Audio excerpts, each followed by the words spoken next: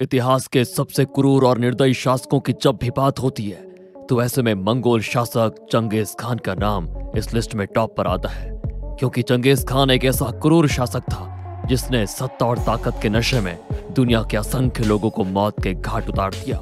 अपने साम्राज्य को बढ़ाने और दुनिया का सबसे ताकतवर शासक बनने के लिए वो किसी भी हद तक गुजर सकता था। बताया तो जाता है कि एक बार हमले में उसने सिर्फ 1 घंटे के अंदर ही लगभग 17,50,000 लोगों की हत्या करवा दी थी। वो बहुत क्रूर और कुशल मंगोलिया सम्राट था जिसने अपने युद्ध कुशलता से सन 1206 से 1227 के बीच एशिया और यूरोप के एक बड़े हिस्से को जीत लिया था। चंगेज खान का नाम सुनकर अच्छे अच्छे सुरमाओं के पसीने छूट जाते थे।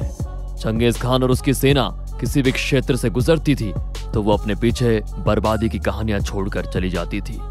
इस क्रूर शासक के जीवन, युद्ध कुशलता और अत्याचारों से जुड़ी कई बातें इस वीडियो में हम आपको बताएंगे, तो बने रहिएगा वीडियो के आखिर तक। चंगेज खान का जन्म सन 1162 के आसपास मंगोलिया के खानाबदोश कबीले में हुआ था। चंगेज खान के पिता का नाम यूसुजेई था, जो कि एक कबीले का सरदार हुआ करता था। जब चंगेज खान मात्र 10 वर्ष का था तो उसके पिता का देहांत हो गया था। उसके 3 भाई और एक बहन थी। चंगेज खान कबीले के सरदार का पुत्र होने की वजह से ही बचपन से ही युद्ध में कुशल था, साथ ही साथ बहुत गुस्सैल भी था।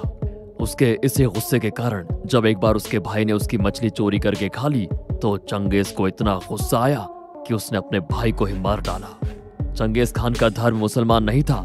चंगेज नाम के साथ खान लगा होने की वजह से अधिकतर लोगों का मानना है कि वो मुसलमान था, जबकि ऐसा नहीं है।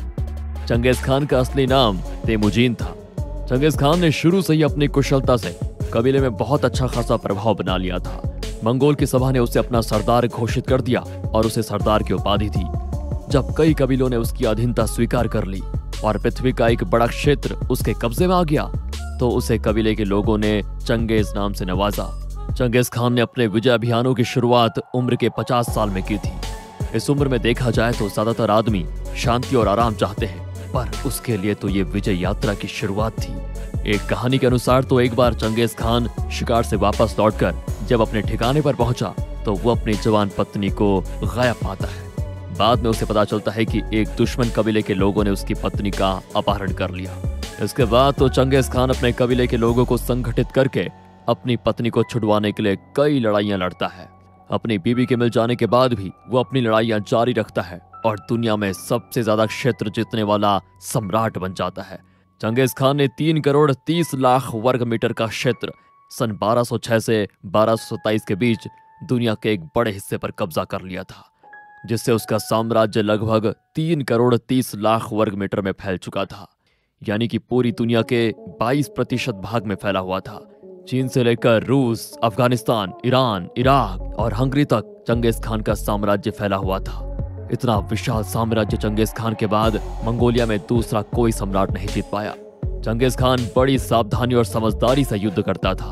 उसने अपने सैनिकों को खास तरह की ट्रेनिंग भी दे रखी थी। सबसे ज्यादा वो घोड़े को सिखाता था और इस बात का खास इंतजाम किया जाता था कि युद्ध में घोड़े के मरने के बाद दूसरा घोड़ा फौरन सैनिकों के पास पहुंच सके, क्योंकि उस समय युद्ध में तेजी के लिए घोड़े का बहुत ज्यादा महत्व था। युद्ध में भले ही चंगेज खान की सेना विरोधी सेना से कम होती, पर पक्के अनुशासन और संगठन के कारण जीत चंगेज खान की सेना की होती। चंगेज खान को एक तो उसके साम्राज्य विस्तार और दूसरा उसकी क्रूरता के लिए जाना जाता है। अपने विजय अभियानों के दौरान वो जिस भी क्षेत्र में जाता, शहरों के शहर तबाह कर देता और खूब मार काट करता। एक अनुमान के अनुसार उसने अपने समय की 11% आबादी का सफाया कर दिया था, जो कि तकरीबन 4 करोड़ बनती है। उसकी बर्बादी का अंदाजा आप इस बात से लगा सकते हैं कि उसने सन 1219 में ईरान पर हमला करके वहां की 75% आबादी का सफाया कर दिया था। पाकिस्तान के कुछ बड़े शहरों को पूरी तरह जलाकर राख कर दिया था। इतिहासकारों के अनुसार चंगेज खान के हमले के समय जितनी आबादी पूरे ईरान की थी, उतनी आबादी वापस होने में 750 साल लंबा समय लग गया। चंगेज खान ने जब चीन की दीवार को भेदकर चीन की राजधानी बीजिंग पर कब्जा किया तो उसने चीन के कई शहरों को उजाड़ दिया, हजारों लाखों लाशों के ढेर लगा दिए। इस बात से आप अंदाजा लगा सकते हैं कि चंगेज खान कितना क्रूर और निर्दयी शासक था। चंगेज खान ने ईरान में जिस राजा खजन पर हमला किया था, उसका लड़का जलालुद्दीन भागकर सिंध नदी तक चला गया और दिल्ली दरबार में आश्रय लेने चला गया। उधर दिल्ली के सुल्तान इरतुत ने चंगेज खान के डर से जलालुद्दीन को आश्रय देने से साफ मना कर दिया। पहले चंगेज खान की योजना थी कि वो भारत को होते हुए भारत के बीच से गुजरे और असम के रास्ते मंगोलिया लौट जाए, पर दिल्ली के सुल्तान इल्तुतमिश के हार मानने के बाद और बीमारी के कारण वो वापस लौट गया। चंगेज खान जिस भी क्षेत्र में जीतता था, उसके पराजित योद्धाओं की पत्नियां और बेटियों के कपड़े उतार कर परेड करवाता था। वो उन स्त्रियों का चयन करता जिसके साथ उसे हमबिस्तर होना था। महिलाओं को वो उनकी छोटी नाक, लंबी रेशमी बाल और मधुर आवाज से पसंद करता था, और बाकी बची स्त्रियों को अपने अधिकारियों और सेनापतियों की छावनी में भेज देता था। चंगेज खान की कई पत्नियां थीं। इतिहासकारों के अनुसार चंगेज खान हजारों का नहीं तो कम से कम सैकड़ों बच्चों का बाप तो था।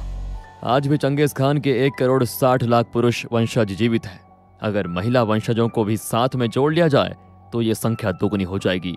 इसका मतलब है कि पृथ्वी पर 3 करोड़ लोग ऐसे हैं जिनके दादा के दादा और नानी के नाना का पिता चंगेज खान रहा होगा। चंगेज खान धार्मिक मामलों में बड़ा दयालु था। वो सभी धर्म का सम्मान करता था। चंगेज खान की मौत कैसे हुई ये कोई नहीं जानता। चंगेज खान की मौत क्यों हुई और उसे कहां दफनाया गया था या जलाया गया था ये भी कोई नहीं जानता। इतिहासकारों के अनुसार देखें तो चंगेज खान की घोड़े से गिरने की वजह से मृत्यु हो गई थी। चंगेज खान सन 1227 में 65 साल की उम्र में एक बड़ा इतिहास अपने पीछे छोड़कर चला गया। चंगेज खान के उत्तराधिकारी चंगेज खान की मृत्यु के बाद उसके लड़के ने मंगोल साम्राज्य की गद्दी संभाली। चंगेज खान के मुकाबले वो दयावान और शांतिप्रिय था।